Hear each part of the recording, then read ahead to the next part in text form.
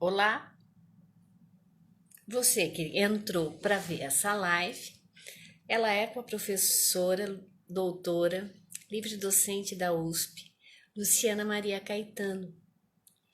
O tema que ela vai trazer aqui, ele é muito recente de estudos no Brasil. E você estar aqui comigo, com ela hoje, é porque você está apoiando essa ideia. Qual a ideia? A ideia de que conhecimento científico é para todos nós e que existe maneiras de nós nos apropriarmos dos conhecimentos que são produzidos sem ficar se debruçando exaustivamente em todas as pesquisas, mas a partir de uma dessas que nós estamos apresentando aqui continuamente, você poderá escolher uma área que queira, inclusive, estudar. Então, vamos apoiar o conhecimento científico na educação. Eu estou só aguardando a Luciana entrar, estou verificando, inclusive, se ela já está por aqui. Agradeço a todos vocês que... A professora Maria Tereza, a Luciana já entrou. Daqui a pouco ela se conecta e a gente pode começar essa conversa super legal, que eu tenho certeza que vocês vão gostar. Luciana é uma pessoa muito especial para explicar, para se relacionar, e vai ser um prazer imenso estar aqui com ela. Lu, tudo bem? Tá me ouvindo? Luciana? Olá, Olá, Luciana, boa tudo bem? noite, Maria. Tudo bom? Tudo bem e você? Boa noite. Boa noite, tudo bem? Um prazer estar aqui com você, Maria. Muito obrigada pelo convite mais uma vez. Eu que agradeço. A gente já tem bastante gente que entrou. Eu agradeço a Lurdinha, da Universidade Federal de Viçosa, a Maria Tereza Coelho está aqui também, e outros que nesse momento, agora eu não me lembro, né? Muitos outros que estão aqui. A Helena, bom, enfim, nós temos aqui várias pessoas que são professoras, são mestrandas, doutorandas de diversas áreas de estudo. E eu tenho a agradecer, Luciano, o fato de você ter aceito esse convite e acreditado nessa ideia de que conhecimento científico é para todo mundo, né? Especialmente o conhecimento científico que é produzido e pode ser utilizado nas nossas vidas e na educação especificamente, né? Então, é uma aproximação que eu tenho feito com as pessoas a respeito da produção de conteúdo, de conhecimento de qualidade. E Lu, ó, eu estou muito contente, porque em pouco tempo dobrou o número de pessoas que estão acessando o meu Instagram na expectativa efetivamente de conhecer, de saber, né? Ampliar seus horizontes, assim como no YouTube. Esse vídeo ele fica gravado tanto no IGTV do Insta como no YouTube e acesso gratuito, né? Lógico, para todo mundo. Gente, gostaria de apresentar a Luciana, ela tem um currículo peso pesado, né? Livre docente da USP, foi mestre e doutora também pela USP, pelo Instituto de Psicologia. Eu vou dar uma olhada aqui do lado, senão eu não me lembro de tudo, não. Ela hoje é professora associada do Departamento de Psicologia de Aprendizagem do Desenvolvimento e da Personalidade, o PSA, do Instituto de Psicologia da Universidade de São Paulo. Mestre e doutora, que eu já falei, pela IPUSP, especialista em psicopedagogia e em educação infantil, graduada em pedagogia, técnica na área têxtil pela FATEC. Eu gosto muito de colocar isso porque é importante. Eu incentivo muito a formação técnica para o jovem. Eu acho que isso dá uma visão de vida bem diferenciada. realiza pesquisas de psicologia no desenvolvimento moral, de educação moral e desenvolvimento socioemocional. Atua como docente em psicologia nos cursos de terapia ocupacional e fisioterapia da USP, orienta mestrados, doutorados do programa de pós-graduação da USP, assim como na psicologia escolar e do desenvolvimento humano do Instituto de Psicologia. Atua como vice-coordenadora do programa de pós-graduação de psicologia escolar e do desenvolvimento humano e é coordenadora do grupo de pesquisa e estudos em psicologia do desenvolvimento moral. Membro do LEDA, que é o Laboratório de Estudos de Desenvolvimento da Aprendizagem, e membro da Jean Piaget Society, brasileira, na sociedade brasileira, né? E eu acho que eu falei tudo.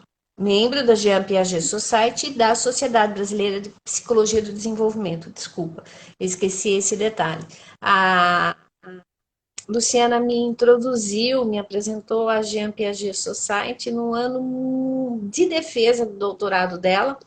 E nós fomos para Toronto, no Canadá, e lá ela recebeu um prêmio pela tese de destaque. Ela tinha acabado de recém defendido a sua tese e ela foi revelação, né? Olha que legal, uma brasileira reconhecida internacionalmente pelo estudo que havia sido feito com famílias aqui no Brasil, né? Então, nós estamos hoje diante de uma pessoa extremamente competente e uma das poucas profissionais que está atuando na área do domínio social, né? Da teoria do domínio social. Existem sim outras pessoas, mas ela tem uma peculiaridade no ramo de pesquisa, que é o que ela vai tá apresentando aqui para gente. Hoje eu fiz um post com uma definição muito resumida a respeito do que é essa teoria do domínio social, né? Para vocês poderem, eu não sei direito o que é, vai lá, porque realmente, apesar de ter 50 anos de existência, né? A, aqui no Brasil está começando algumas pesquisas. E num determinado ramo específico da moral e da família, a Luciana é uma das pioneiras. Luciana, seja bem-vinda. Obrigada, Maria. Que alegria, muito gostoso. Obrigada por essa apresentação generosa que você faz. É muito importante esse trabalho que você tem desenvolvido de socializar, de trazer a ciência para o contexto de público leigo, ou mesmo trazer a ciência para o contexto no qual ela precisa dar frutos, que é a escola e a família, especialmente no nosso caso, que estudamos psicologia da educação, psicologia do desenvolvimento infantil. E é um prazer imenso poder contar um pouquinho das minhas pesquisas e um prazer ainda maior por fazer isso ao seu lado, Maria, porque nós fomos contemporâneas, eu trabalhando o meu doutorado na USP, você trabalhando o seu doutorado na Unicamp. Nós também já tivemos tantos outros encontros quando você foi diretora do Anchieta, você me deu uma oportunidade fantástica na época de fazer um curso de formação dos professores do Anchieta, foi uma experiência maravilhosa e a gente pôde atuar junto, de fato, nesse lugar onde a ciência tem que chegar, que é nas pessoas que precisam receber os resultados das evidências científicas para, de fato, efetivarem a transformação social através da educação, seja a educação formal nas escolas ou a educação informal nas famílias.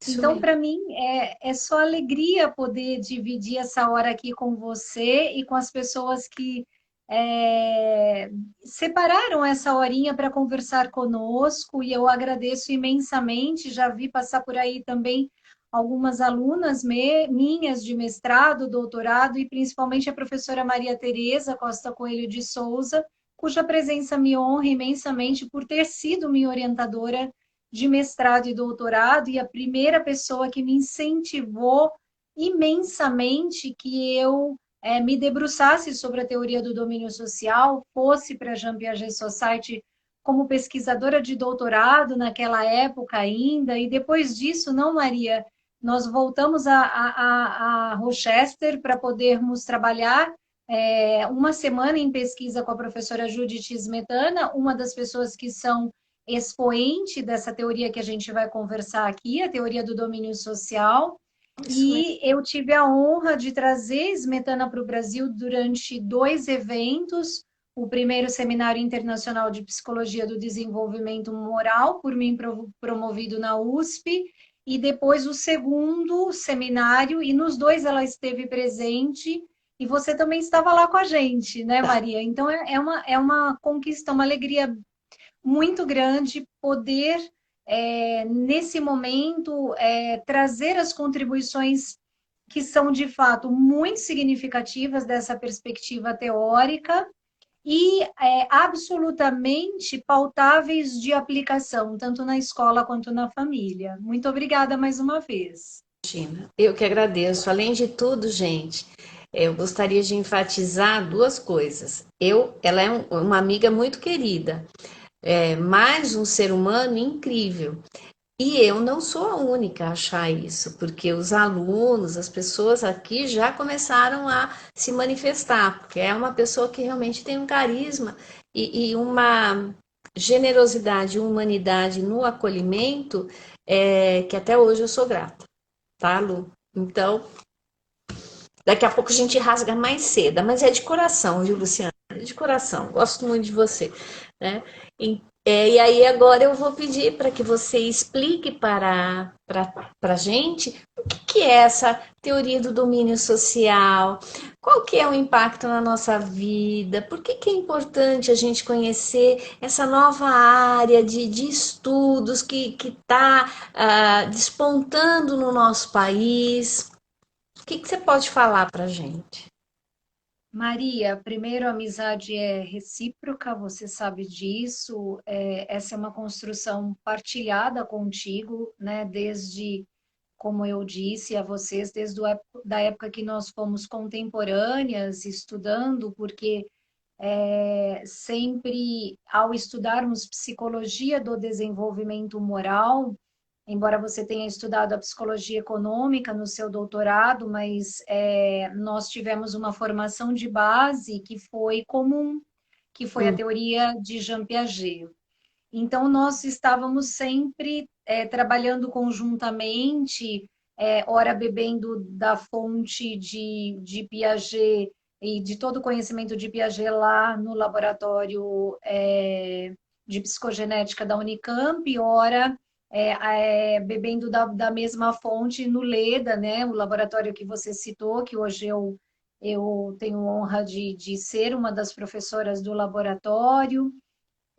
E a teoria da teoria do domínio social, então, Social Domain Theory, ela foi uma teoria fundada por Eliot Thuriel. Ele é vivo, ele diz que ele não vai se aposentar, e ele ainda é orientador, ele trabalha e ainda publica bastante, está sempre presente nos principais congressos internacionais, como, por exemplo, a Jean Piaget Society, que agora está completando 50 anos, Maria. Não aconteceu por conta da pandemia, mas são 50 anos de Jean Piaget Society. Então, Eliot Thuriel, ele é preciso contar um pedacinho dessa história. Ele foi aluno de Lawrence Kohlberg. Para quem já estudou um pouquinho da psicologia moral, Kohlberg era um psicólogo norte-americano e ficou conhecido como o pai da psicologia moral. Leitor de Jean Piaget. Então, a gente tem em Piaget o livro de 1932, O Juízo Moral na Criança, um marco referencial na compreensão do desenvolvimento moral da criança. de uma perspectiva que a gente chama interacionista. O que significa isso? Significa compreender que a criança vai construindo a sua ideia sobre o que é certo, o que é errado, ou seja, sobre a normatividade, sobre as normas que regulam as relações sociais, que regulam as relações entre as pessoas. E o Piaget foi o primeiro a estudar isso dessa perspectiva interacionista, que implicava em compreender que a criança não receberia essa norma por uma internalização inconsciente ou Ah, apenas pelo um condicionamento do seu comportamento, mas que a criança ela é ativa nesse processo de interação social com seus pais, com seus professores, com seus colegas. E Piaget, então, inaugura essa questão da psicologia do desenvolvimento moral, mas ele escreve esse primeiro livro, que é um marco citado, inclusive, atualmente ainda, em artigos científicos contemporâneos, mas ele não dá sequência a esses estudos, porque ele tinha um outro problema de pesquisa, que era responder à questão da construção do conhecimento. E esse livro gera um cismo na área, e enquanto Piaget continuava debruçado sobre a teoria da epistemologia genética, tentando responder como é que as pessoas constroem conhecimento no mundo, conhecimento lógico, matemático especificadamente, essa teoria foi recebida por outros pesquisadores que deram sequência aos estudos da psicologia do desenvolvimento moral. Kohlberg é conhecido como o pai, então, da psicologia moral, constrói uma teoria que vai tratar de estágios do desenvolvimento moral. Todavia, as pesquisas empíricas de Kohlberg trazem um grande problema para a humanidade, porque Kohlberg não vai encontrar pessoas com um desenvolvimento moral autônomo de nível 6 ou as pessoas que a gente de fato consideraria morais. E isso incomoda toda a academia, incomoda todas as pessoas, e Turiel, na época, discípulo de Lawrence Kohlberg, auxiliar de pesquisa de Kohlberg, formado por Kohlberg, fica com esse legado após a morte do seu professor de tentar responder a essa questão: por que é que não se encontrou pessoas com níveis elevados de moralidade?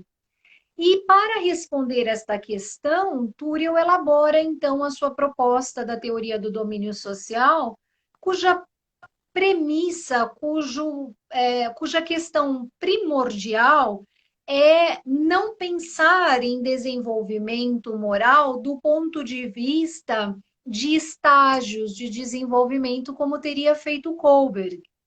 Ele traz uma proposta muito interessante para responder por que não se encontravam pessoas com uma moral de nível alto, né? Pessoas morais, e as pessoas, na verdade, nos testes apresentavam assim um nível de convencionalidade, de bom mocismo, agindo de acordo com as expectativas sociais, sem de politicamente correto. fato.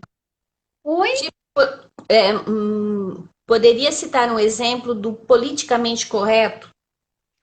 Por exemplo, o dilema principal que o Colbert utilizou era um dilema de um moço que precisava salvar a vida da esposa, o dilema de Himes. E ele não consegue comprar o remédio que salvaria a vida da pessoa, da esposa dele, então ele rouba o remédio. E aí esse dilema, ele é interrogado, as pessoas tinham que responder esse dilema: você acha correto ou não? Você acha que o Himes deveria ou não roubar para salvar a sua esposa? E aí um exemplo, né, das respostas que as pessoas davam era: não, ele não deveria roubar, porque o que vão pensar dele, né? Isso não é correto, e ele vai ser preso, e ele está agindo contrário às leis, tem leis, não dá para sair por aí roubando sempre que você está se sentindo injustiçado. E aí, outras questões eram feitas, não é simplesmente essa questão, né? Eu estou super simplificando, deixando assim mais superficial, só para dizer que ele buscava a pessoa que dissesse que a vida estaria acima de todo e qualquer valor, e ele encontra poucas pessoas que seriam capazes de ir preso para salvar a vida da esposa, que seriam capazes de pagar qualquer, e não só a vida da esposa, porque depois o dilema se debruça pensando Isso. também, e se não fosse alguém próximo, né, Maria? Se fosse um vizinho que você não gostasse, etc. Mas o fato é que a teoria do domínio social nasce desse contexto. E o Turiel explica que, na verdade, nós não seríamos de um nível X ou Y de moralidade, mas que a moralidade seria apenas um território do conhecimento social que nós construímos ao longo do nosso desenvolvimento e que a qualidade dessas interações sociais, os tipos de experiências sociais que as crianças vivenciam, as suas próprias individualidades, as suas necessidades, os próprios contextos sociais auxiliariam a criança a constituir uma ideia do mundo social, e a moralidade seria apenas um território da compreensão que a criança tem de todas as interações com as pessoas, de como as pessoas interagem entre elas e de como as pessoas interagem com as crianças. E aí ele explicaria que o desenvolvimento moral não implicaria em uma primeira moral que seria menos evoluída, essa de convencionalidade social, essa moral, então, de atender à expectativa do grupo para depois atingir uma moral mais autônoma, pautada em princípios e virtudes e valores.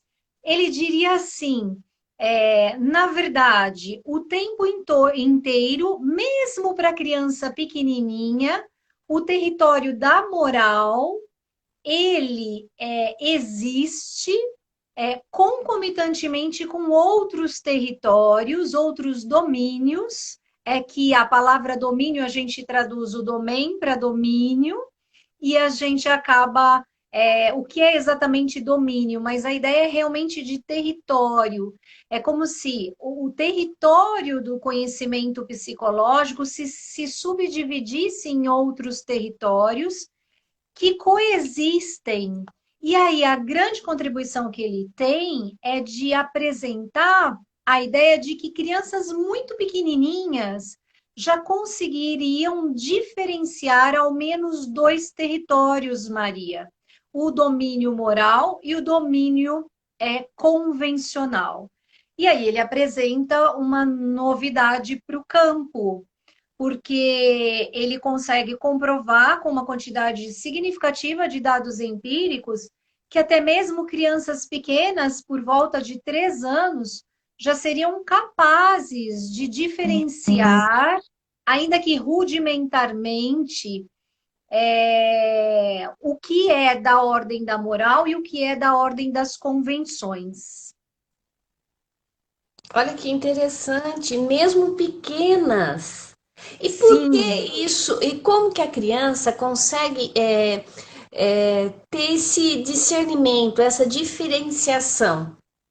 O que está O, implícito aí?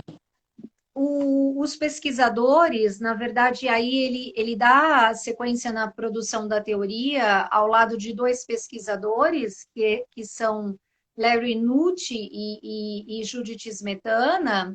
Ambos foram alunos de Eliot Turiel e ajudaram-no a elaborar essa teoria. Então, por exemplo, as pesquisas com crianças pequenininhas foram feitas de distintas maneiras.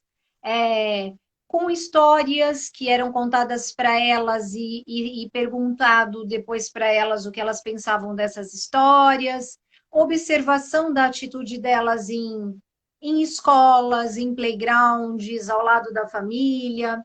E o que eles observaram é que a criança pequenininha era perguntado para ela, são chamados os dilemas estereotipados da teoria do domínio social. Porque me deixa explicar o que eles consideram como de domínio moral e o que eles consideram como de domínio convencional.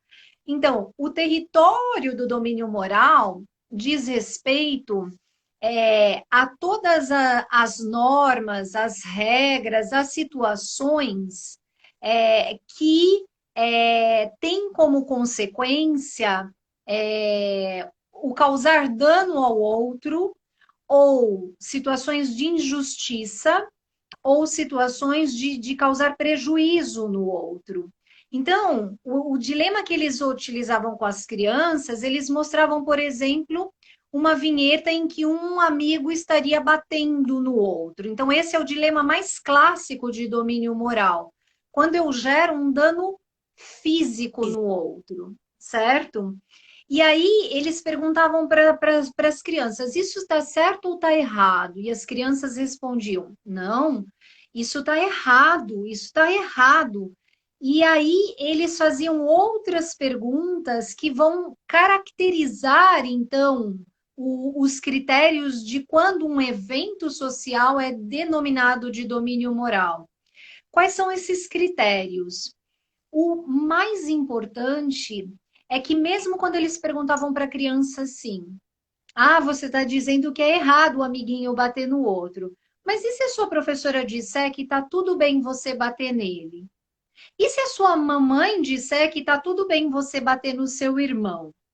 E aí as crianças respondem, não, mesmo assim não está tudo bem.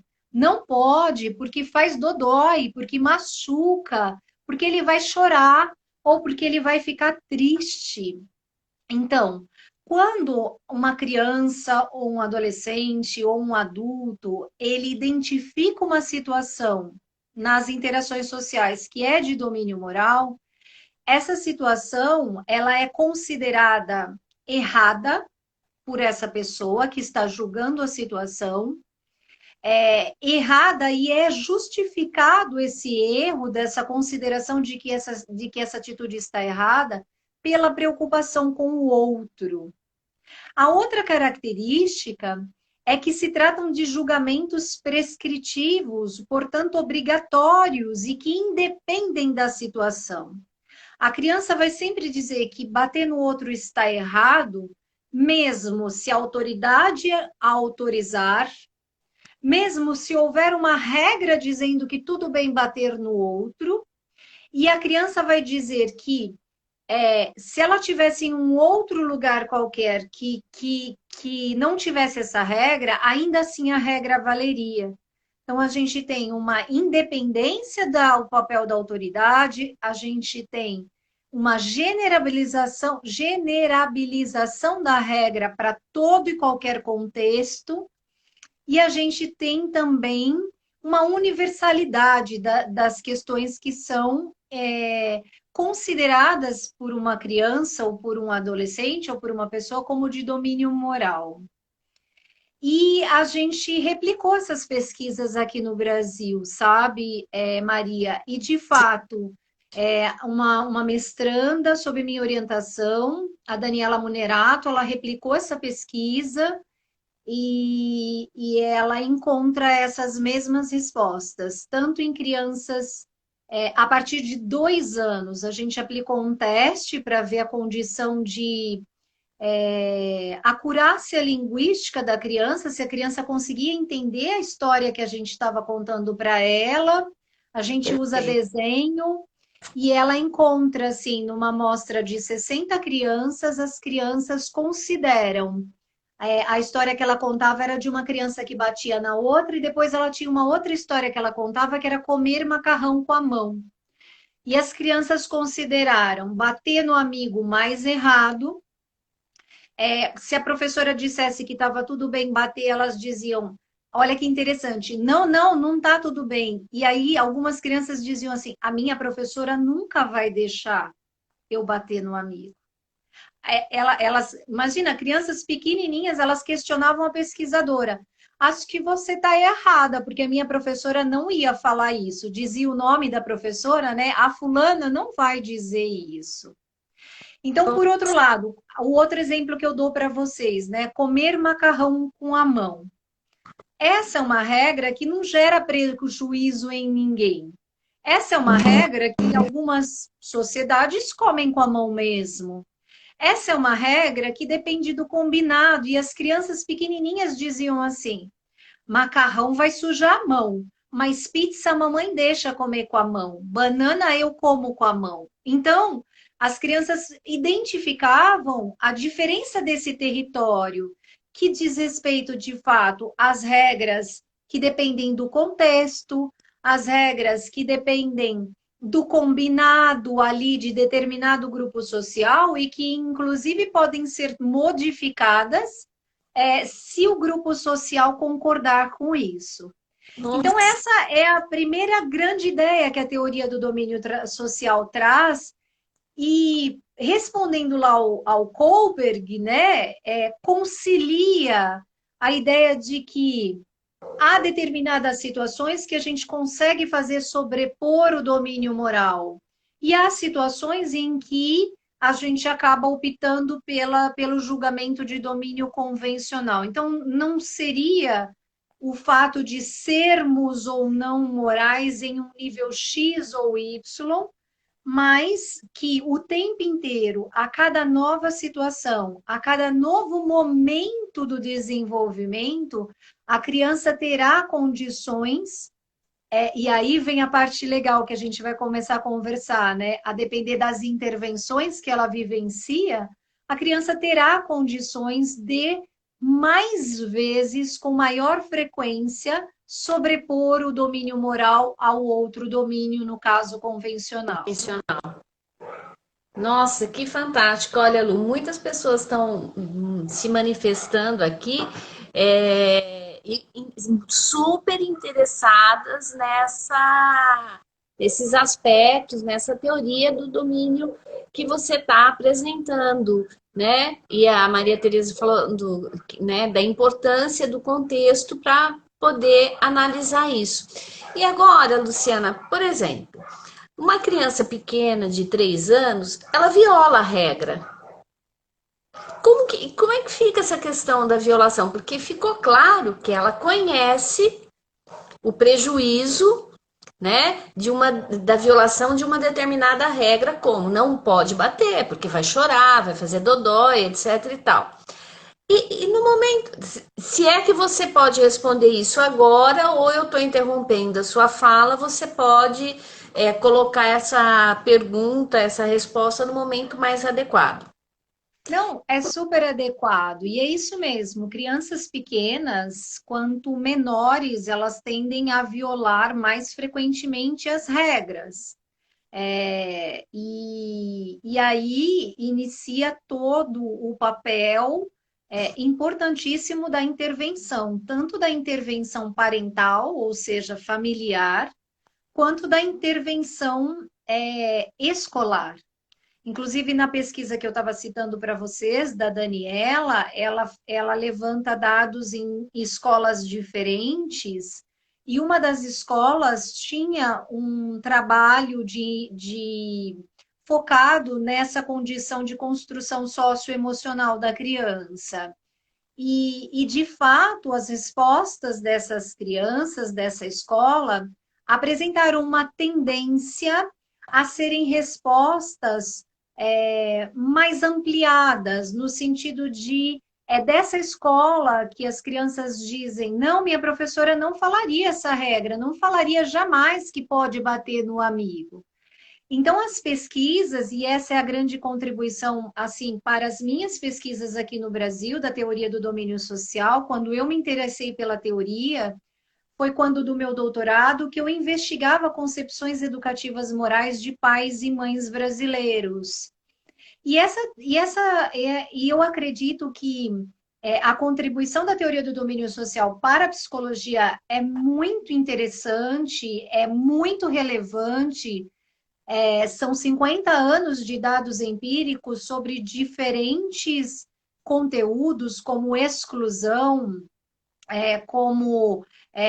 por exemplo, normatividade de gênero, como, por exemplo, moralidade e religião, como questões étnicas e a moralidade. Então, um conjunto assim muito impressionante de aspectos que eles investigam da moralidade, tanto do ponto de vista de contextos, como nos lembrou Maria Teresa, quanto do ponto de vista de aspectos individuais que estão envolvidos nas consistências e inconsistências de quem julga os diferentes domínios.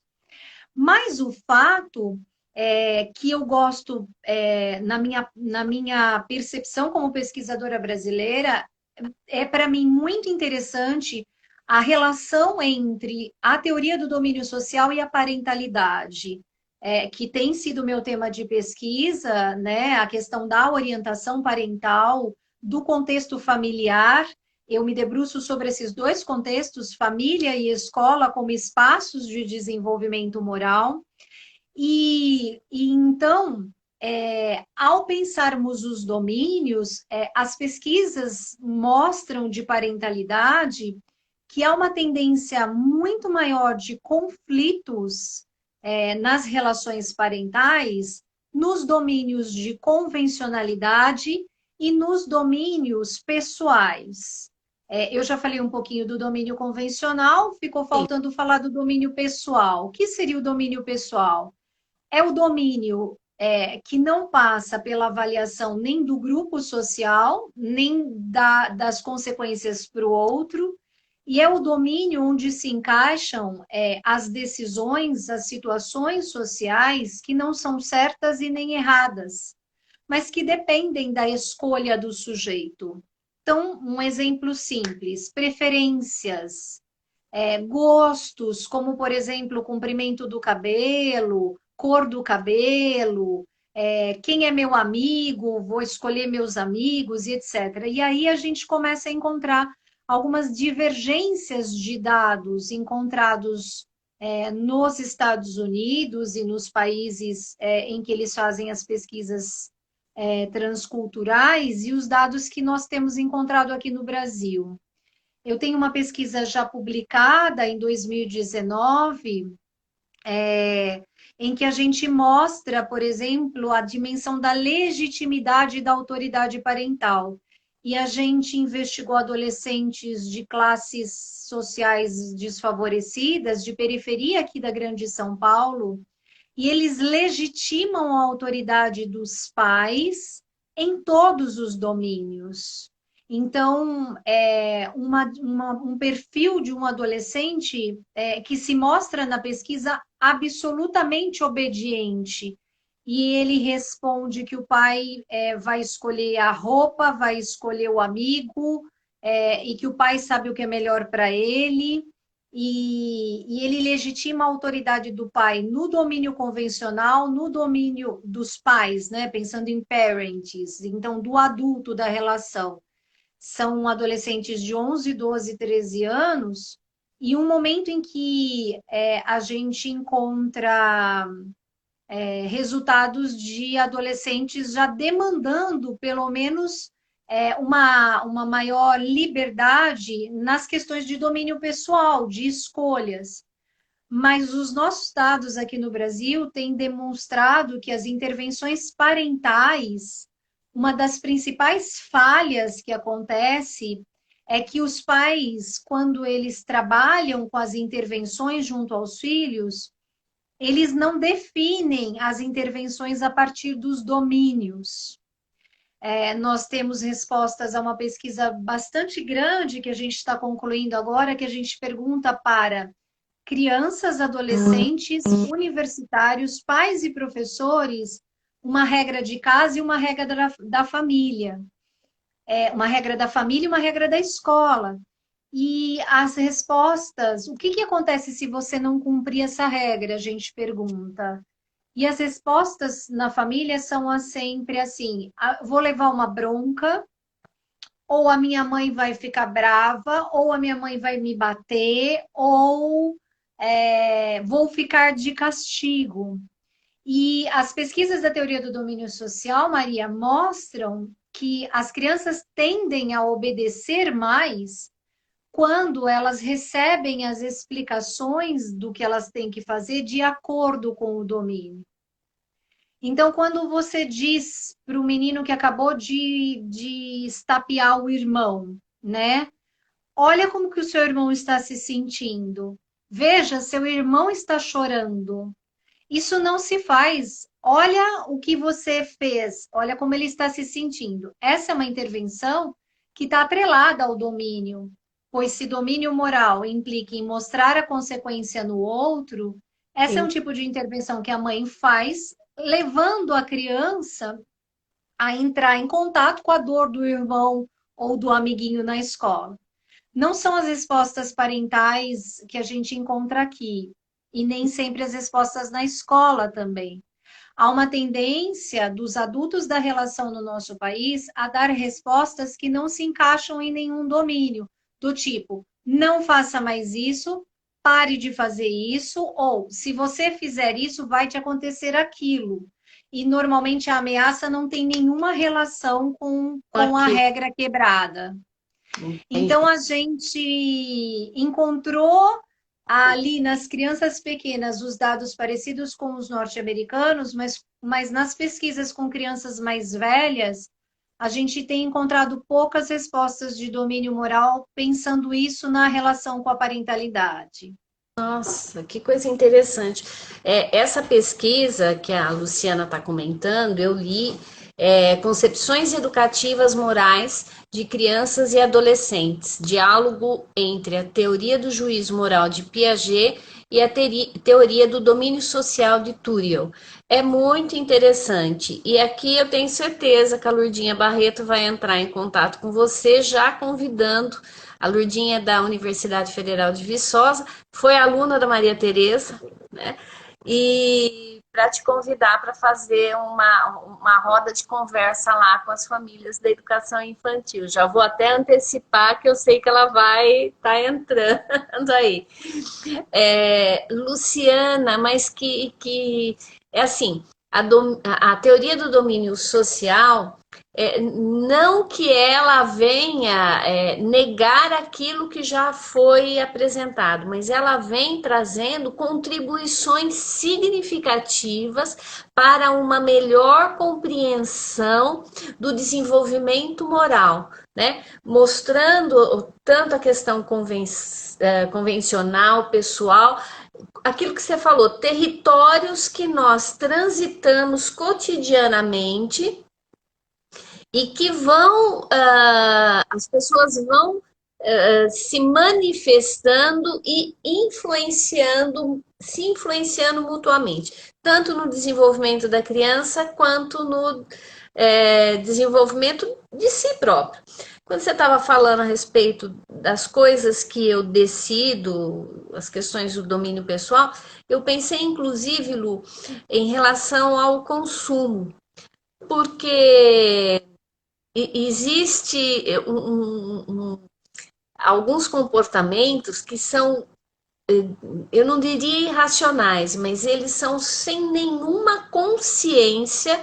Mas por que você comprou isso? Sabia que não tinha dinheiro, o cartão de crédito estava já estourado, o limite do cheque especial estava. E a pessoa fala: Ah, eu comprei porque eu tive vontade, né? Sem Porque eu quis. nenhuma. Oi? É isso, Porque não eu é? quis. Porque eu quis. Então, aí você percebe, essa pessoa em nenhum momento da vida teve alguém que pudesse orientá-la no seguinte sentido: olha, você precisa pagar as suas contas, você não gasta mais daquilo que deve, que é a questão da educação financeira. Eu estou fazendo uma relação que pode até ser incorreta e você me corrigir, né? Mas enquanto você vai falando, eu vou me colocando como alguém que estuda as questões que levam as pessoas a se endividarem, a consumirem de uma maneira exagerada, sem nenhuma reflexão.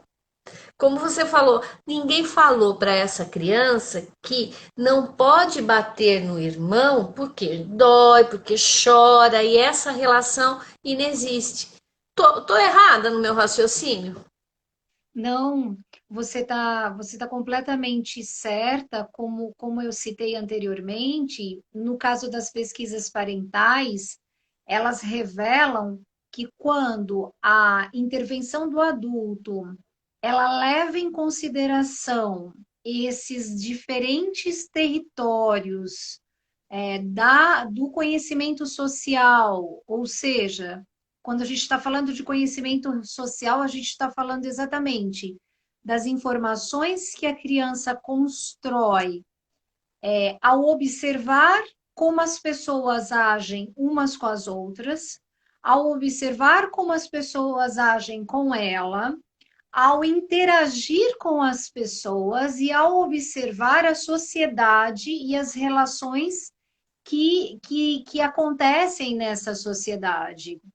Então, nós observamos, eu acho que eu posso pontuar duas coisas na tua fala, que é, quando o adulto da relação ele tem a clareza dessas dimensões e ele utiliza o tempo, então ele perde tempo, ele gasta tempo em discutir essas questões com as crianças, aquela educação, aquela estratégia de educação que a gente aprendeu com Martin Hoffman, chamada educação elucidativa, né?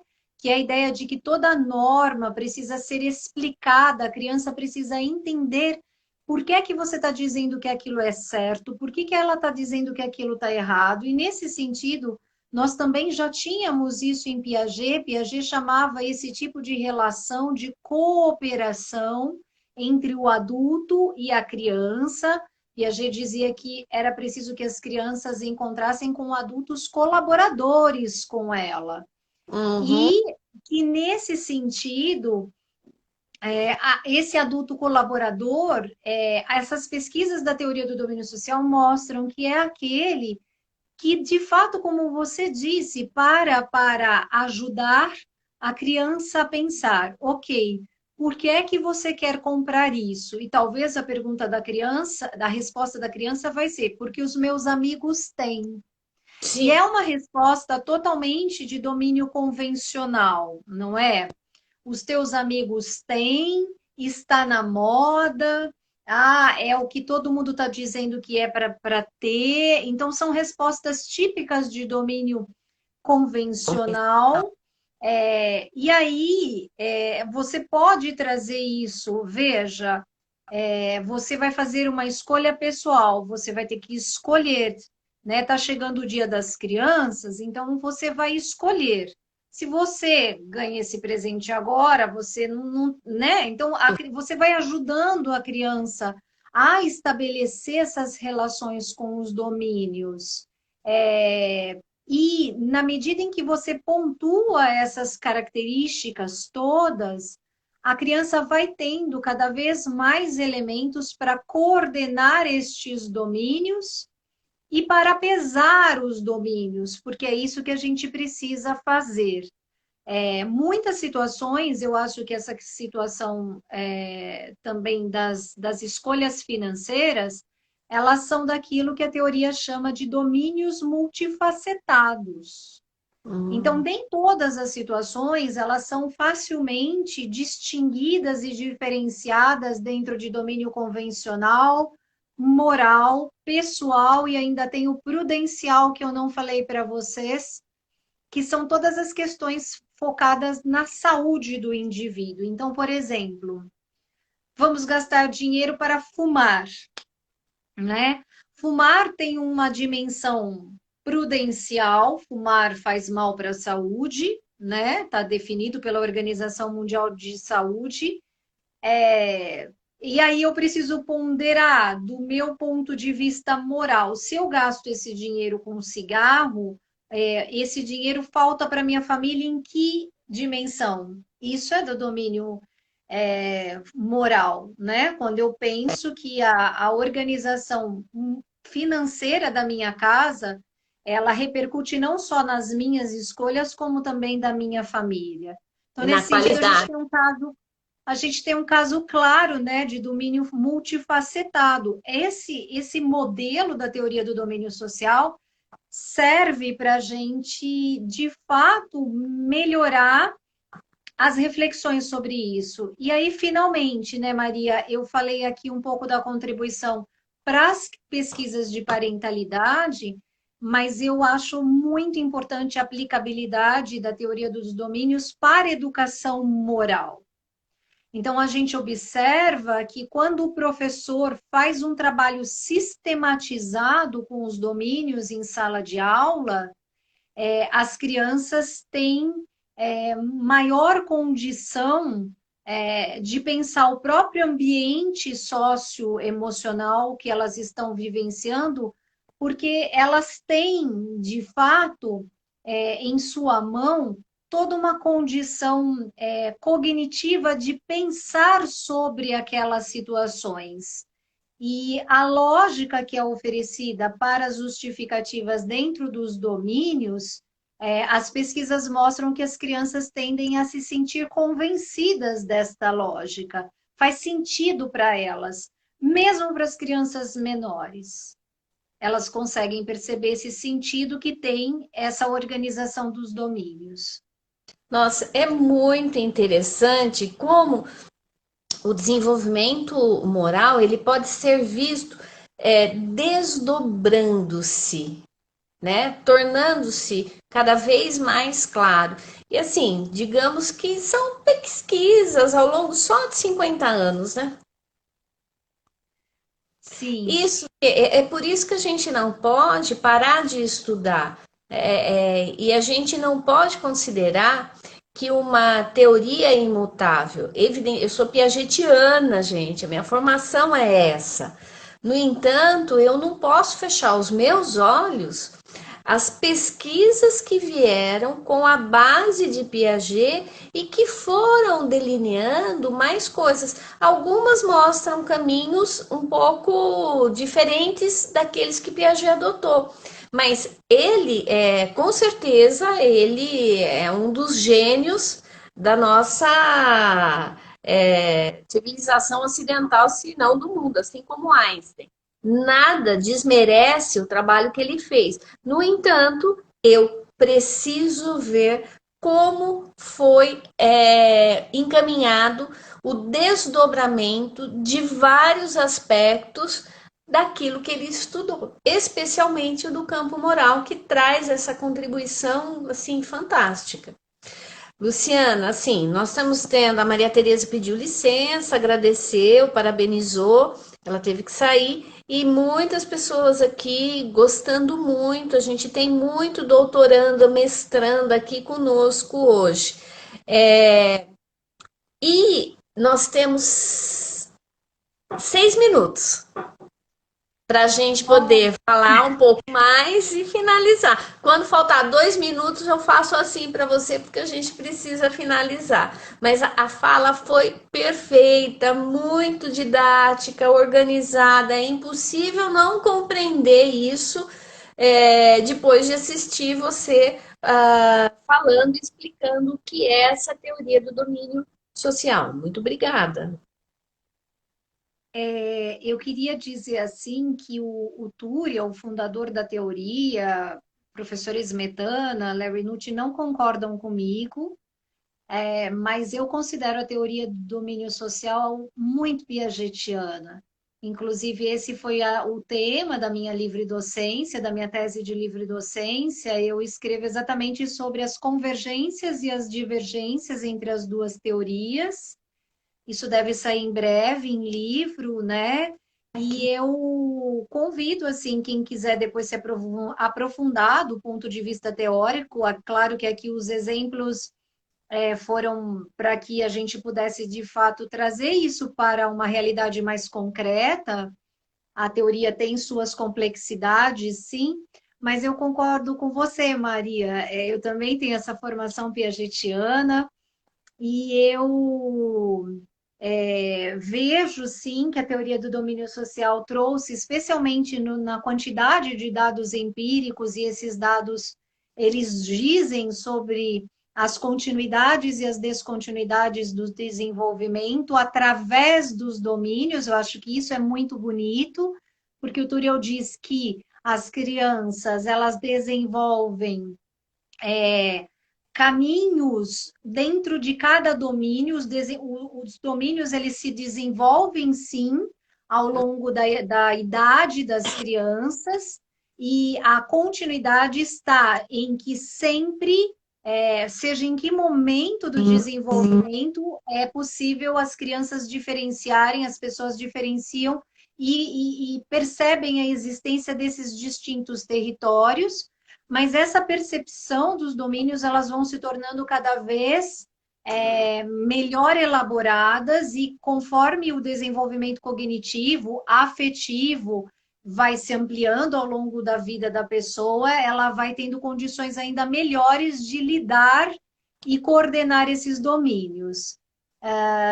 E é muito interessante ver esse processo a partir de conjuntos de dados mesmo teóricos que vão mostrando essa linha desenvolvimental dos domínios, dentro de cada domínio e entre os domínios.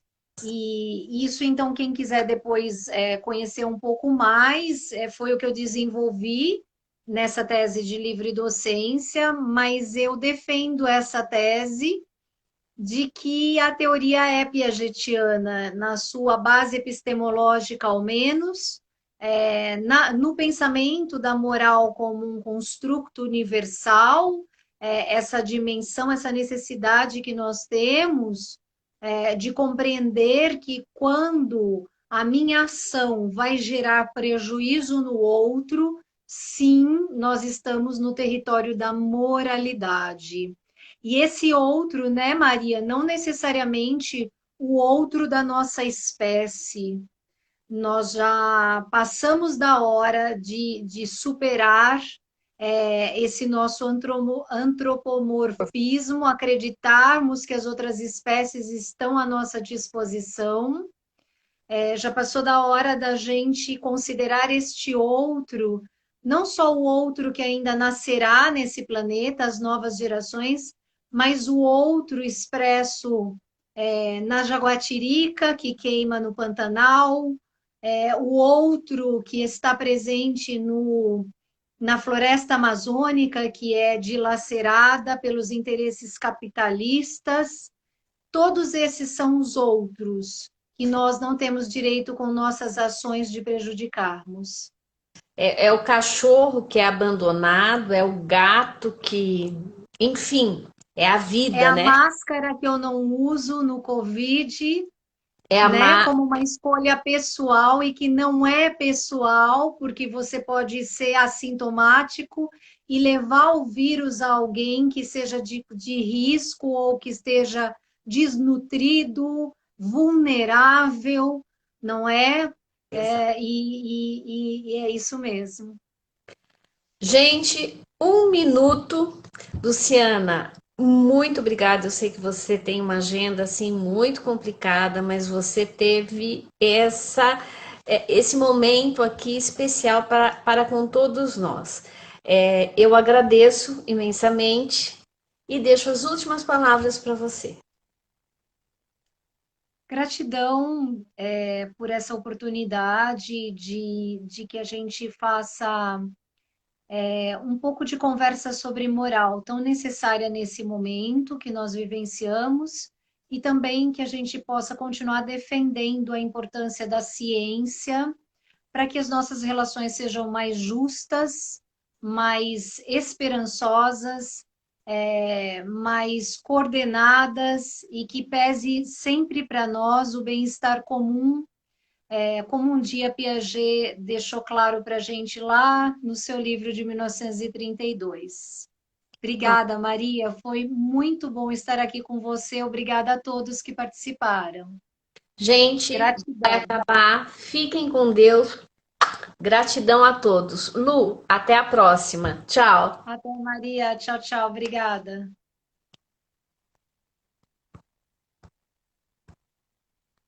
Agora ele não quer fechar. Olha que bonito.